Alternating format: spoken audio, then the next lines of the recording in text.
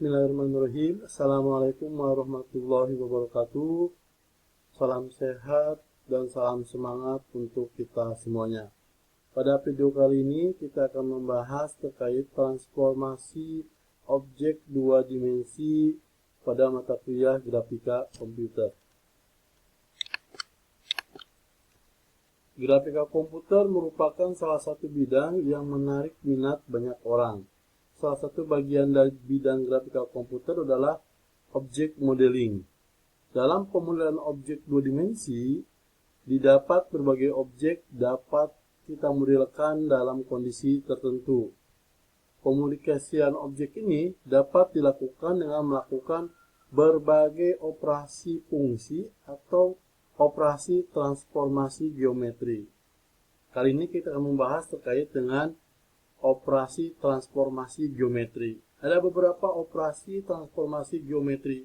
Di antaranya adalah translasi, penskalaan, rotasi perputaran, balikan, shearing, dan gabungan. Kita akan bahas sampai flipping atau balikan dahulu. Nah, ini adalah objek dua dimensi. Kita memiliki rectangle, kita memiliki lingkaran, elips, kita juga memiliki persegi panjang. Apa sih tujuan transformasi itu? Nah, ada 4 tujuan transformasi itu. Yang pertama, kita akan merubah atau menyesuaikan komposisi pemandangan objek dua dimensi tersebut. Nah, ini merupakan tujuan dari transformasi yang pertama. Yang kedua, memudahkan membuat objek yang simetris. Ketika kita mau membuat objek simetris kanan, kiri, atas, dan bawah, maka kita akan melakukan suatu proses transformasi. Yang ketiga, melihat objek dari sudut pandang yang berbeda. Nanti kalau akan melakukan rotasi perputaran, maka objek dapat kita lihat dari sudut pandang yang berbeda. Memindahkan satu atau beberapa objek dari satu tempat ke tempat lain. Ini biasanya dipakai untuk animasi komputer ya. Ini adalah tujuan dari transformasi objek geometri. Kita bahas yang pertama, ada yang kita sebut dengan translasi. Transformasi translasi ini merupakan suatu operasi yang menyebabkan perpindahan objek dua dimensi dari satu tempat ke tempat yang lain. Untuk translasi tidak menyebabkan perubahan pada bentuk objek, ukuran objek tidak berubah. Yang berubah apa? Yang berubah adalah letak atau posisi objek untuk transformasi translasi. Perubahan ini berlaku dalam arah yang sejajar dengan sumbu X dan sumbu Y. Nah, yang dapat menyebabkan translasi, ini ada yang kita sebut dengan translation vector atau Tx dan Ty. Nilai Tx dan Ty inilah yang menyebabkan suatu objek dua dimensi dapat berubah posisinya atau melakukan proses translasinya. Nah, rumusnya sederhana buat rekan-rekan. X aksen atau ini kita sebutnya adalah posisi baru untuk titik X, Y aksen posisi baru untuk titik Y. Kita hanya menjumlahkan X awal ditambah dengan nilai Tx, Y awal ditambah dengan Ty.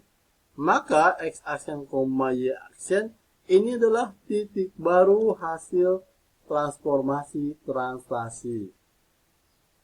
Nah, di sini ada catatan. Translasi adalah transformasi dengan bentuk yang tetap, memindahkan objek apa adanya. Kata kuncinya adalah di situ. Contoh, saya punya hitungan kasus ya. Untuk menggambarkan translasi suatu objek berupa segitiga dengan koordinat A 10,10, ini kita analogikan A ya, 10, 10, B 30, 10, maka ke kanan 30, 10 ini, dan C memiliki nilai 10, 30, ini C 10, 30. Ini A, ini B, ini C, mengalami translation vektor dengan nilai Tx, Ty 10, 20. Kira-kira apa yang akan terjadi? Rekan-rekan tinggal masukkan ke dalam rumus translation vektor yang tadi, X aksen sama dengan X ditambah Tx, Y aksen sama dengan Y ditambah Ty. Kita akan mencari nilai A aksen.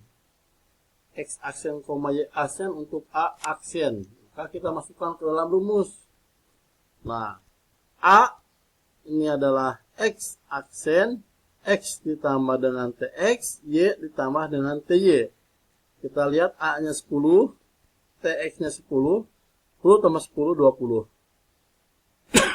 Y 10, Ty-nya 20, 10 tambah 20, 30. Maka A aksen itu memiliki posisi baru dinilai 20,30. Begitu juga untuk titik B. Nah, kita punya titik B. B ini adalah X aksen untuk B, Y aksen untuk B. Masukin ke dalam rumus X ditambah Tx. XB ini 30. Kita tambahkan dengan 10. YB, Y-nya adalah 10. Ty-nya adalah 20. Maka kita memiliki posisi B aksen itu adalah 40,30.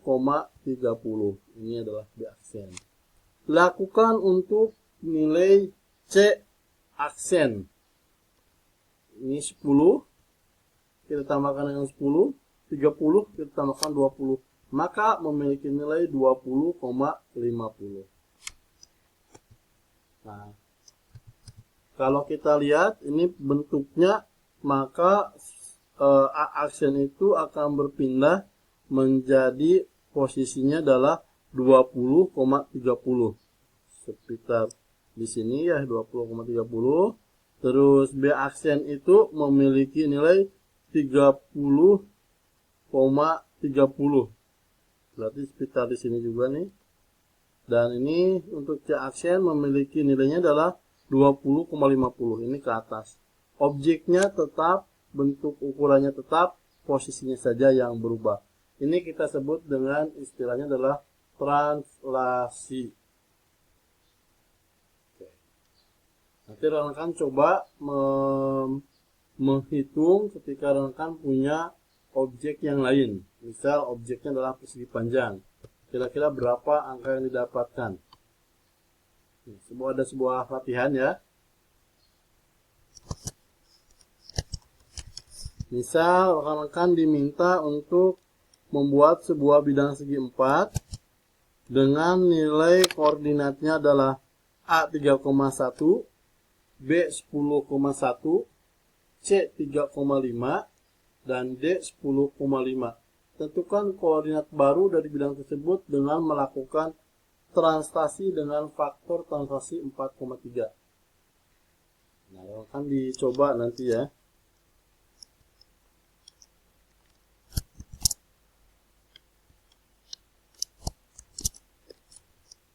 Misal kita bisa gambarkan dahulu di sini ya.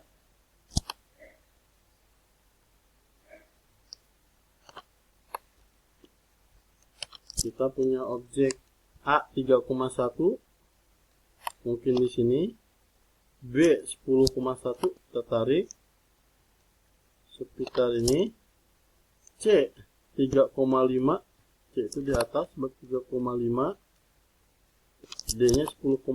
Oke, sekitar sinian ya. Seperti ini. Ini akan mengalami translasi dengan faktor translasi 4,3. Kan tinggal masukin saja. Saya beri contoh sedikit. A aksen itu sama dengan X aksen itu X ditambah Tx ya. X untuk A itu adalah 3 ditambah Tx nya adalah 4. Maka kita mendapatkan nilai berapa? 7. Terus kita punya Y aksen itu adalah Y nya 1 ditambah 3. Maka kita akan memiliki nilainya adalah 4. Berarti untuk A aksen ini memiliki koordinat 7,4. Kita perkirakan saja sekitar di sini. 4 di sini. Lakukan untuk B aksen. B aksen ini akan memiliki nilainya adalah sama dengan X aksen sama dengan 10, kita tambah dengan 4 sama dengan 14. Y aksen sama dengan 1 ditambah 3, berarti kita memiliki 14,4. Kan tinggal hitung aja sekitar inilah. Lanjutkan untuk posisi C dan posisi D nya. Nah, seperti itulah untuk proses perhitungan di translasi geometri. Kalau rekan perhatikan dari dua contoh yang sudah kita hitung tadi, betul secara teori, jadi yang terjadi adalah perubahan posisi saja. Tetapi untuk bentuk tidak berubah, ukuran dari objek juga tidak berubah. Ini yang berubah hanya posisinya aja. Jadi kalau saya gambarkan lagi ke hal lain, saya punya sebuah jalan, saya punya sebuah objek. Nah, objek ini berpindah. Ketika objek ini berpindah dari satu tempat ke tempat lain tanpa merubah bentuk dan ukurannya, hanya berubah posisinya saja, maka ini kita sebutnya adalah translasi dari satu tempat ke tempat lainnya tanpa merubah bentuk dan ukuran, hanya merubah posisi. Ini kita sebutnya dengan transformasi, geometrinya adalah translasi.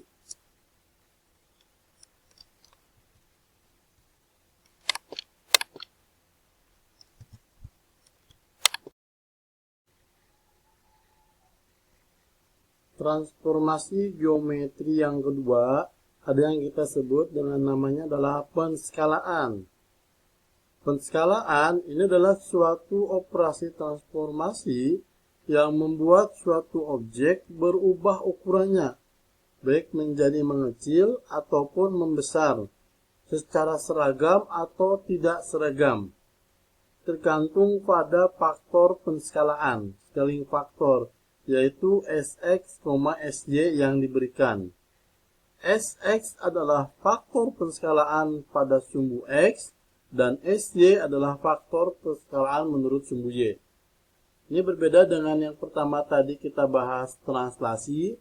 Di transformasi yang kedua, penskalaan ini selain dimungkinkan perubahan posisi, dimungkinkan juga berubah ukuran dari objek dua dimensi tersebut. Nah, koordinat baru untuk proses perubahan penskalaan ini yaitu X aksen sama dengan X dikali Sx, Y aksen Y dikali Sy. Ini adalah untuk proses penskalaan untuk pembesaran. Jadi ketika kita punya satu objek, kita besarkan, maka kita kalikan objek tersebut.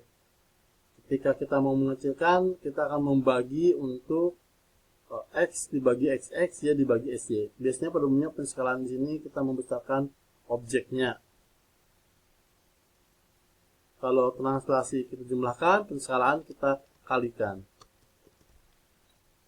Contoh, kita diminta untuk menggambarkan skala suatu objek berupa segitiga, koordinatnya A1010, B3010, dan C1030, dengan scaling faktornya adalah Sx3, Sy-nya adalah 2. Kita diminta membuat koordinat baru. Kita coba buat. Misal seperti ini. A1010 kita analogikan di sini A1010, B3010 kita analogikan di sini, C1030 kita contohkan di sini. Nah, tentukan koordinat baru untuk titik A aksen, B aksen, C aksen. Kita kita masukkan dulu di sini. A aksen itu adalah X aksennya dulu, kita akan hitung X kali SX. X-nya berapa? X-nya itu adalah 10. Kita kalikan dengan nilai SX-nya adalah 3. Maka kita akan mendapatkan nilai 30. Y aksen itu adalah Y, kita kalikan dengan SY. Y-nya itu adalah 10 juga, kita kalikan dengan nilai SY. SY-nya kita punya nilainya 2. Maka kita memiliki nilai 20. Maka titik A ini bergeser dari titik awal 10,10 menjadi 30,20. Titik B aksen itu sama dengan X aksen sama dengan X kita kali dengan SX. Untuk yang B, X-nya kita punya nilainya 30. Kita kalikan dengan nilai SX 3, maka kita dapat nilainya 90. Y aksen ini sama dengan Y, kita kalikan dengan SY.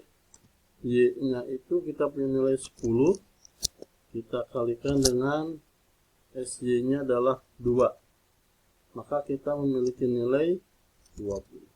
Maka koordinat baru untuk objeknya menjadi 90,20. Kita hitung dulu untuk C aksen ini sama dengan X aksen sama dengan X, kita kali dengan XX. Untuk yang C, X-nya 10, kita kalikan dengan 3, maka kita dapat menghasilkan nilainya adalah 30. Kita hitung untuk Y aksen sama dengan Y, kita kalikan dengan SY. Y-nya untuk ini dapatnya 30, kita kalikan dengan SY-nya adalah 2, maka 60. Sekarang kita coba gambarkan, berubah tidak? A aksen itu 30,20. 30, kita tiba-tiba di sini ya. 30,20. Terus B aksennya 90,20. Kita analogikan aja seperti di sini. Kita perkirakan C aksennya itu 30,60, lebih tinggi.